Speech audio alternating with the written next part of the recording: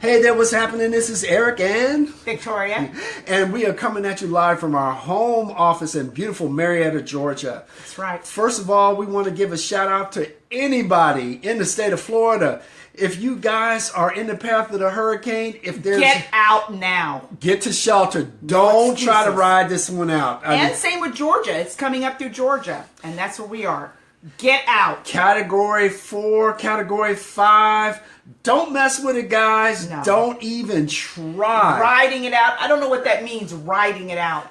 Don't even try. Please, don't even try, guys. So It's not worth it. We've got a quick message for this evening. We don't want to hold anybody up, but we've been impacted ourselves by the hurricane. It's coming up this way to Georgia, but by the time it gets here, it's going to be a Category 1 or 2. Yeah, tropical storm. But it has impacted us. It's impacted especially Victoria in her sales business, because the calls that, normally the calls are like going like this, and those calls slow down. So we entered a period where we had to make adjustments, and it could be very, very frustrating. And then 3 of the offices closed down in Florida, so guess what? I was really slammed. Yeah, eventually. But initially, there was like crickets. It was like, can I hear what's going on? So, I mean, it was kind of frustrating, wasn't it? It was very frustrating. It was frustrating. So, for the most of the day, Victoria was waiting for those calls to come in. Nothing was coming. And, she was expecting all these calls to come in because of the temporarily shutting down other offices. In Florida, Tampa, Fort Lauderdale, and Miami. And so we actually got up early. We were ready, prepared, just waiting for those calls to come in, and crickets. Nothing. Nothing. Hear anything? And so that's the topic of the evening, how to deal with that type of frustration where you've got something that's preventing you from doing what you know you need to be doing. Or what you're called to do. What you're called to do. That's right. And how do you prepare for that? And so we had to do certain things to get by, right? And so one of the things you do when you can't do what you normally do, what you want to do, is you got to be flexible. You got to be able to respond to those type of situations. I felt like I was on a roller coaster. Oh, it was very, very stressful. Yeah. And when she's stressed out, guess who gets stressed out? I get stressed out. When she gets stressed out, I get stressed out. And so we had to be flexible. And so what she had to do was adjust. Which is one of the advantages.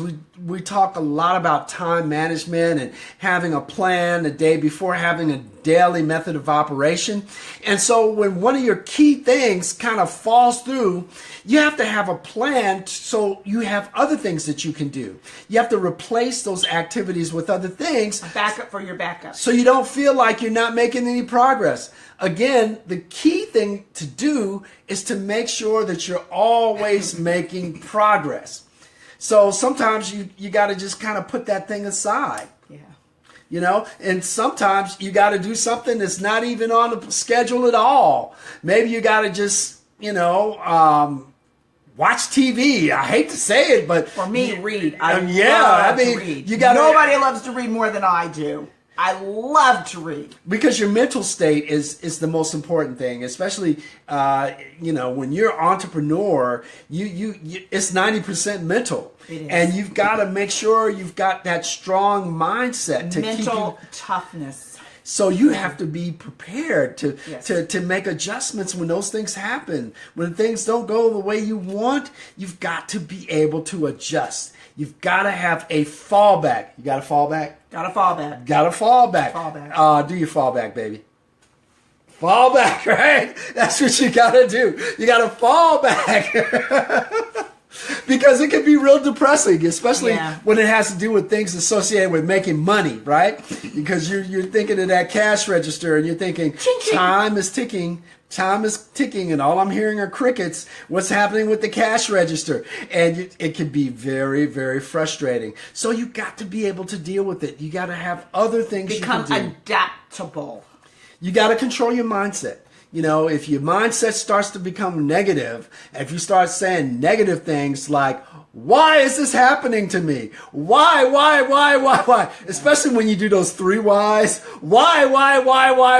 Oh my God. And that becomes why. Then you're asking the wrong questions. The wrong question is why. The right question is, how can I get around this? What else can I do? How and what? Those are the type of questions you ask when you get into those situations. Open-ended questions. No, these are questions that will lead you to a solution or an alternate path. Yeah, it's just like when you're in traffic, because that's exactly what this is. This is traffic. In other words, it's something that's slowing you down from getting to where you want to get to. That's traffic, right? And so when you're sitting in traffic, you can't just ask, why am I sitting in traffic? You want to think, okay, what is an alternate route? What else can I do to help me get to where I need to go? And it may not be able to progress you on that particular thing, but maybe it can progress you another way to reach your ultimate goal. Okay, so right now, I can't do what I had on my schedule. What else can I do that can help me to progress my game plan? Think outside the box. Got to think outside the box. And you've got to be flexible. You got to have a mindset that, what if you're like, think of it like you're a boxer, right? Think of it like you're Floyd Mayweather, right? And you're fighting a mixed martial artist, and all of a sudden you get hit. You get hit real hard, Ouch. and he can't say, well, wait a minute, why did I get hit? Let me analyze this. No, you can't say that. You can't say that. You can't say, why, woe is me. You have to make an adjustments. And that's what you have to do. You have to adjust your game plan. You have to be able to adjust. If you're an NFL team, and you're playing a team that's supposed to be easy to beat, right? And they're whipping on you, right? They're ramping up the score on you. You can't say, why is this happening? No, you've got to make an adjustment. You have to be able to respond quickly. And so it's a mindset. It's a mindset that's not asking why. It's a mindset that's asking, how can I get around this? What else can I do? What is my alternate route to get me to where I want to be? What is my backup game plan? And then the other thing is, you got to check to see, okay, things are not working right now. Periodically, you want to do progress checks, right? So she had to check with her folks at her head office to see, okay, let them know what's going on. Let them know the phone's not ringing. Just kind of keep that communication going, and just check to see what the progress is on that. So you're going to check on the progress and then make adjustments as you need to make adjustments. As needed. And then be ready for a change. See, because what happened was, all of a sudden, that phone started ringing off the hook. Slam, and she got slammed. Oh, my gosh. Ching, ching. She got slammed. At one point, I thought I might need to jump in there and take the phone, because it was ringing so fast. And, one call after the next, and it was fantastic. It was great. We love to see that change. Yeah. But the thing is, you've got to have the mindset to be ready to react. In corporate America, we say you have to be nimble. Right? You got Jack be nimble, Jack be quick, Jack jump over the candlestick. You got to be nimble.